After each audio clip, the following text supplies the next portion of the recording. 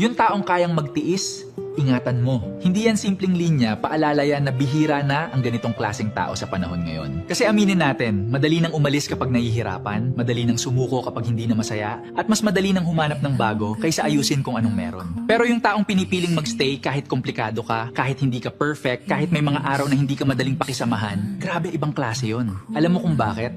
Kasi ang totoo, hindi naman basehan ng pagmamahal ang pagiging masaya lang.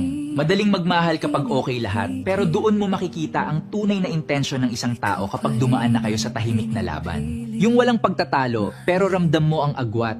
Yung gusto mo na lang mag-shutdown, pero andyan pa rin siya, hindi umaalis. Hindi dahil wala siyang choice, kundi dahil ikaw ang pinili niya. Kaya kung may tao kang ganito sa buhay mo, huwag mo siyang i-take for granted.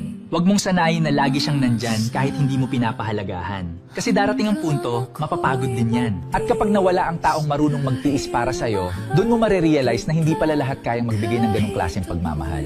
Kaya tanungin mo rin ang sarili mo, kaya ko rin bang gawin yon para sa kanya? Kasi ang totoo, ang pagmamahal hindi lang tungkol sa pagtanggap, kundi sa pagiging karapat-dapat din. Hindi enough na mahal ka lang, dapat marunong ka ring mag-ingat, magbalik, at manatili. Sa mundong puno ng temporary, maging dahilan ka kung bakit may taong naniniwala pa rin sa forever.